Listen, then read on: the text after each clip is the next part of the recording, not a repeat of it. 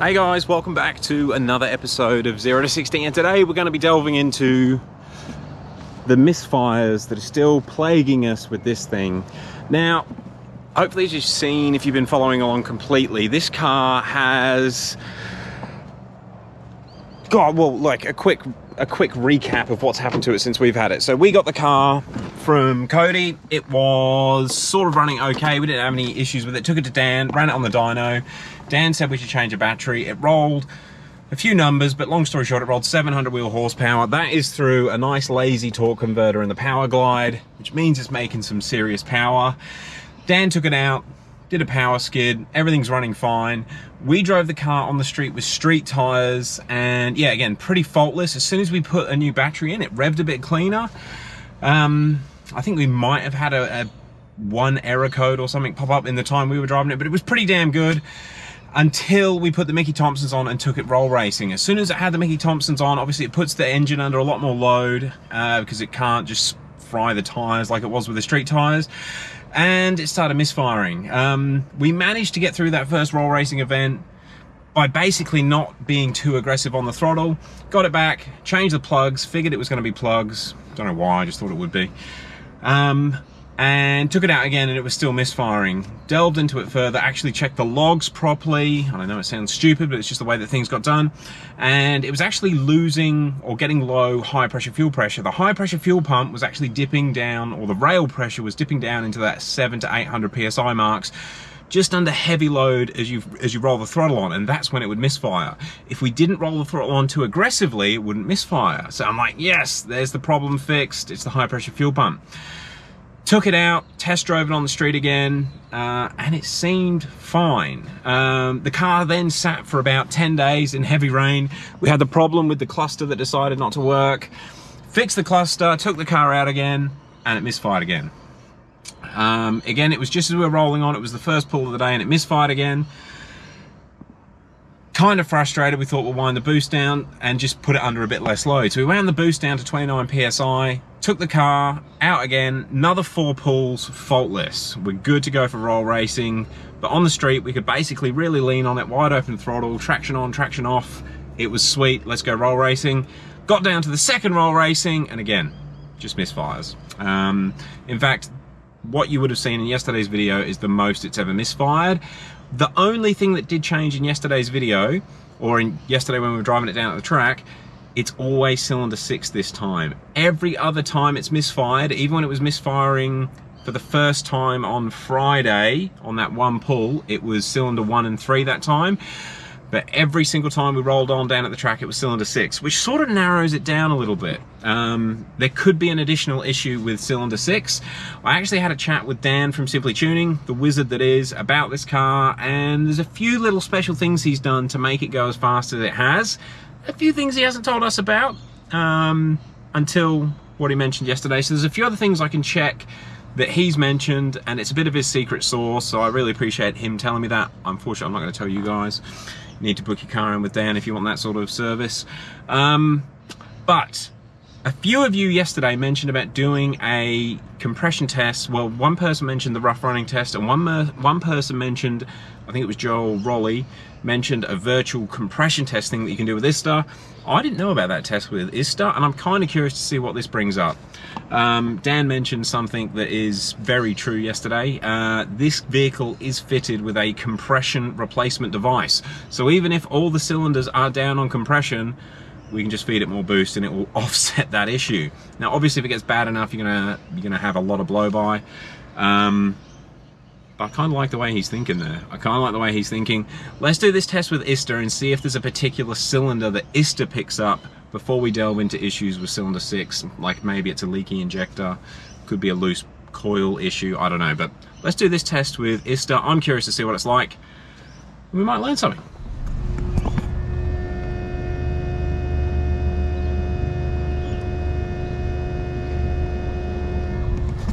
Don't know if you can hear that, but the water pump is cranking. We've still got the issue with the water pump randomly turning on. So maybe there are a few little electrical gremlins in this that could be contributing to the misfire. It wouldn't be completely unheard of, would it, with a BMW? Yeah, if anyone knows how to diagnose a water pump that's always turning on, let me know. It will well, basically the ignition is on now, the water pump's on. It shouldn't be. However, it also randomly primes the fuel pump, sorry, the water pump about every minute. And it'll prime for about 2 seconds. That's even when no one's touching the car. If you open a door, it primes the water pump. It's going again. It can't be good. That can't be good. All right, let's scan these codes and see what comes up. Okay, now the water pump is still going. In fact, I might go and unplug it from the boot. We're not running the engine at the moment. But yeah, long story short, we've got no communication possible with the transmission control unit. That's a normal fault code. That happens because it's not there. We've got the fuel pump shadow code error. Now that's because we're running a Walbro, I think it's a 525 in this car at the moment. And it's an excessive load issue. So that's fine. The BSD data bus communications fault. Now that is a new error. I'm going to have to look in to see what the hell that is. We have DME electronics box fan activation. That code has been there before. EKPS control current too high. That's a fuel pump again, isn't it? Yeah, that's the fuel pump module registering the current's too high from the pump being too big, so that's no stress. Ride height sensor faulty, that's normal, it's disconnected. Then we got the park line, sorry, the PDC lines, they're all disconnected between the front and rear bumpers at the moment as well, no biggie. And CAS input selector lever, that is a normal fault that is always there. Now I'm going to delete all the fault memory.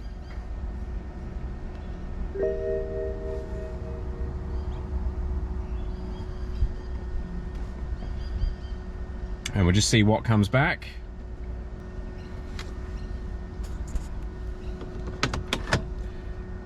In fact, I'll bring you guys back in a second.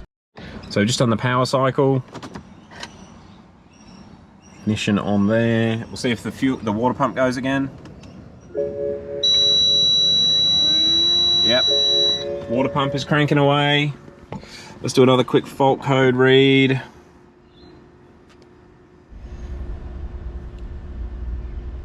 So it's just done another test.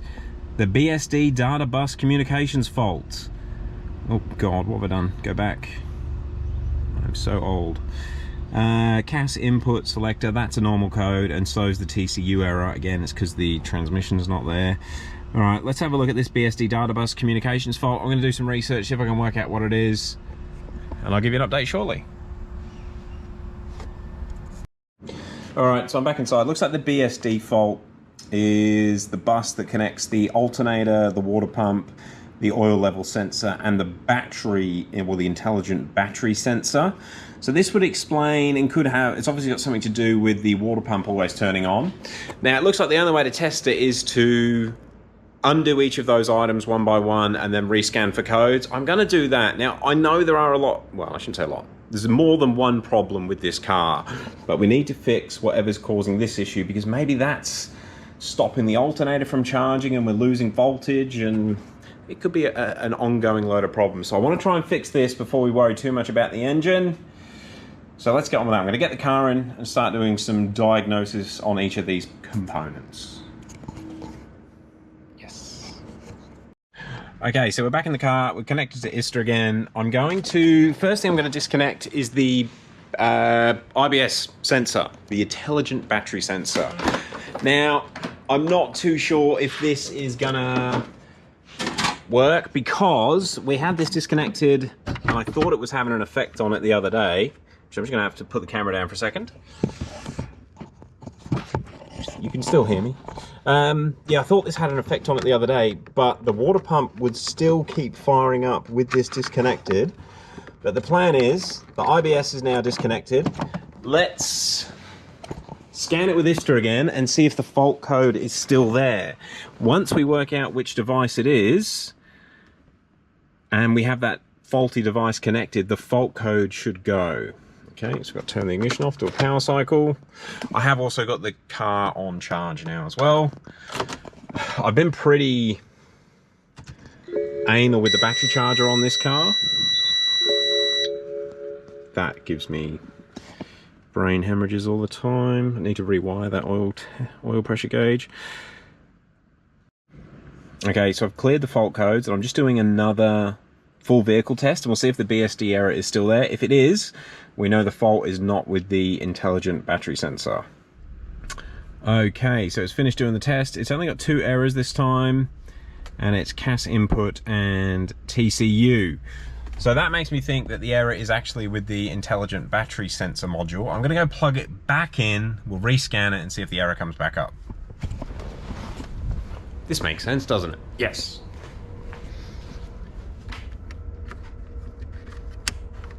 IBS is back in. And we will delete fault memory. I'll do another full cycle and we'll bring you guys back just as it's scanning again. So it's done another scan and it's only got 2 fault codes. So we'll just display the memory and obviously it's not going to be there. So this means we have an intermittent issue with that BSD thing. Yeah, so from what I can find out, looks like the BSD runs, I think I mentioned it before, runs the water pump, the alternator, and the intelligent battery sensor. Now the reason they're all sort of linked in, I assume, is they're all basically significantly important current draw and current producing. They're very important in the electronic system on the car. Obviously the water pump uses a hell of a lot of current when it's running, and obviously the alternator runs the car.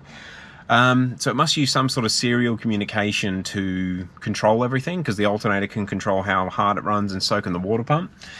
The IBS module obviously has got to work in because it will charge the battery or run the alternator at certain levels based on battery condition.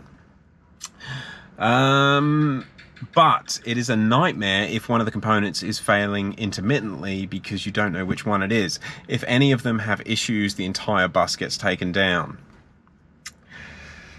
All right, I'm going to do some thinking. I was really hoping it was the IBS sensor, but now the fault is gone after we've unplugged and plugged it back in. Maybe I'll start the car.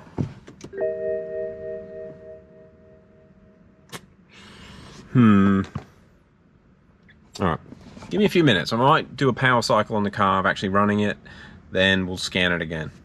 Okay, so I just did a power cycle, and the only new fault, not power cycle, we ran the engine, the only faults that come back were the fuel pump. And I'm pretty confident it's just because it's got too big of a in-tank fuel pump in it at the moment. So I can't get the fault to come back. I'm going to pretty much every time we leave this car for about 20 minutes, then the water pump starts doing its pulsy thing. And that even included having the IBS module disconnected. So what I might do is let the car go to sleep, like fully to sleep, and leave the IBS module unplugged. Then I'll come back and scan it again. And we'll see if we get the error. I think. I'll see you guys shortly. Alright guys, so it's been half an hour since you last saw the car. I actually left the battery sensor connected and I just thought I'd see what it does. So we'll unlock it. Nope, unlock. Water pump hasn't turned on yet.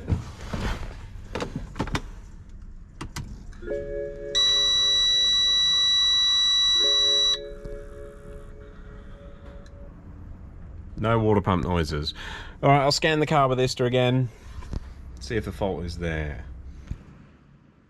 So, yeah, codes are not there, which means it is an intermittent problem, which makes it a lot harder to identify. Not really sure what to do at the moment. I'll see you guys in a second.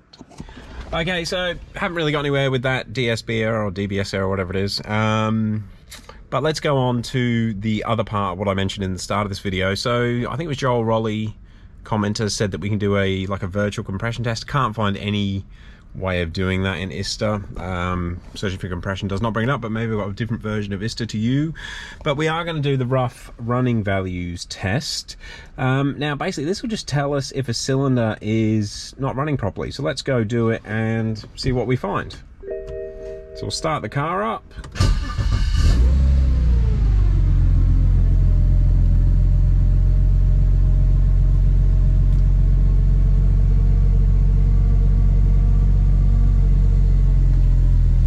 values there.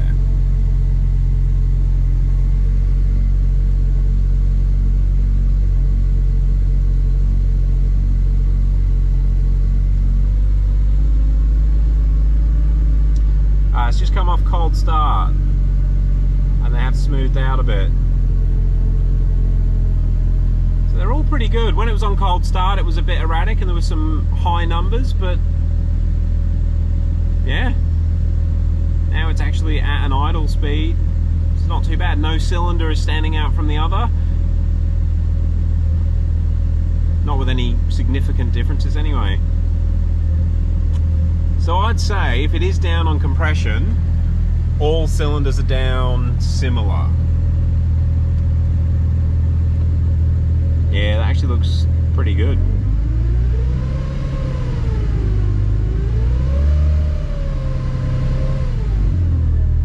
Bring it back down.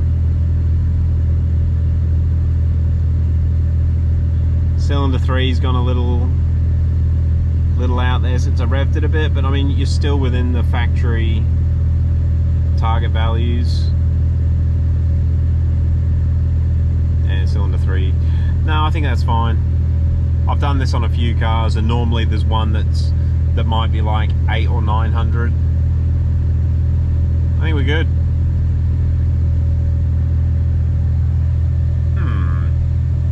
But that DBS error. Alright, I'll turn the car off. So I'm at a bit of a loss. I think the only thing I can do, I might just take it for another test drive and just see if we can get those errors to come back. So let's go for a spin, see what happens.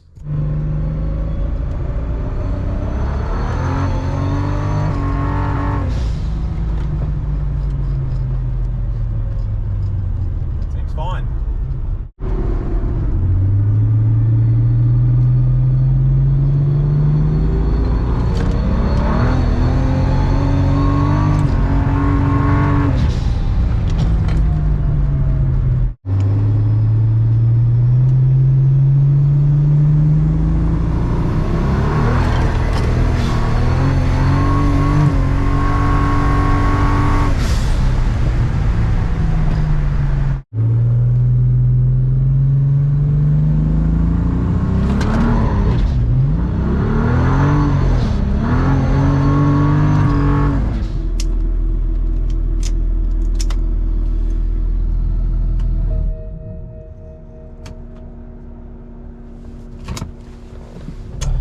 Well, it appears absolutely fine on that run.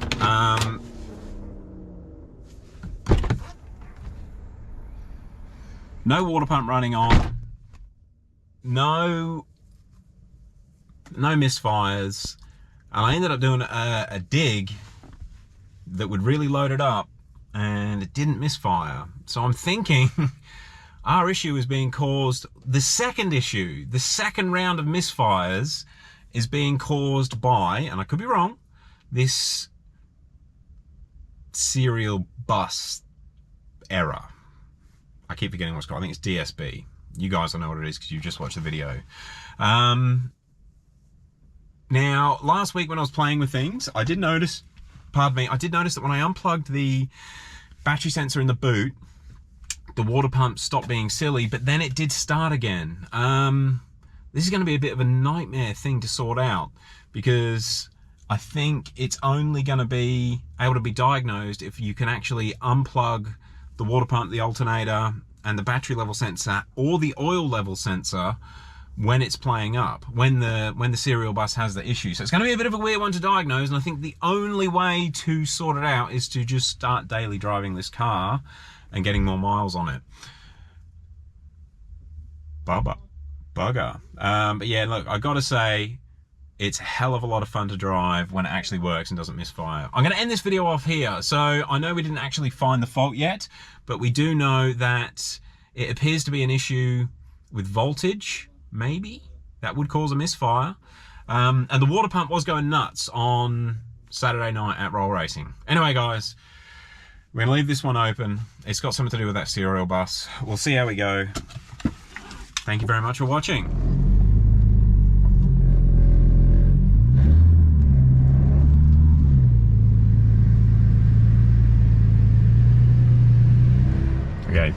I just turned the car off. However, I got back from that test drive, filmed the outro, and I was talking to Dave on the outside of the car, basically just laughing at how I managed to go and do that test drive with no issues after what happened on Rolls night. And the water pump fired on again. So I'm just going to scan it again, and we'll see if we've got another one of those serial bus errors. And just while it's finishing that scan, you can hear the thermofan is maxed out, but the engine's not that hot. Not sure what the coolant is, but I wonder if the thermofan ties in with this annoyance. Come on. Okay, so there we go. BSD error. Hopefully you guys can see that. We've got alternator missing, intelligent battery sensor missing, and the electric coolant pump missing. Interestingly, the IBS sensor come up twice. Let's clear the codes and got a few new ones there. Clutch switch signal. Let's clear the codes and see if it stays there. Okay, so I've just done the restart on the car and the water pump's cranking. So if I do another vehicle test, actually you guys don't need to see this, but I'll do another vehicle test and we'll see if the fault code is still, well, which serial bus error we get. Okay guys, so done the scan again, and now it's the coolant pump that's missing. Just the coolant pump. Now, is that because it's running max flat out and it is still running flat out? I don't know. If we turn the ignition off,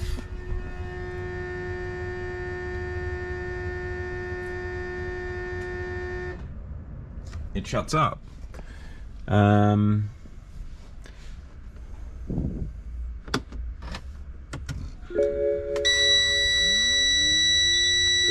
clear the fault code again. What I'm going to do, I'm going to clear the fault code, scan it again. The water pump just shut up. Oh no, there it is again. I wonder if it's just a faulty water pump. It's turned off again.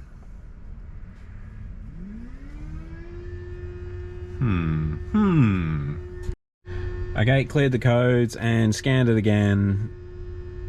Now the water pump error isn't there.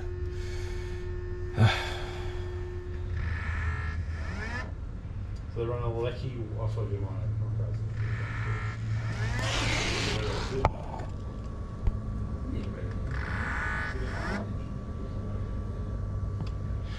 So yeah, that is a bit of a weird one. I'm thinking we'll do the water pump. I've just unplugged the water pump because it just keeps running randomly. And the water pump could be one of the devices on that bus that brings everything down. And if the bus goes down, the alternator won't charge properly, voltages will be wrong, and we'll get misfires. Does it sound believable? I'm clutching at straws here. Guys, I'm going to end it off there. Yeah, hopefully it's not a compression issue and it's just a voltage issue. See how we go. Guys, thank you very much for watching. Let me know if you think I should put a water pump on it. It's probably not a bad idea. We don't know how old this water pump is or where it come from. And it's definitely doing some weird stuff. Anyway, we'll catch you on the next one. Peace.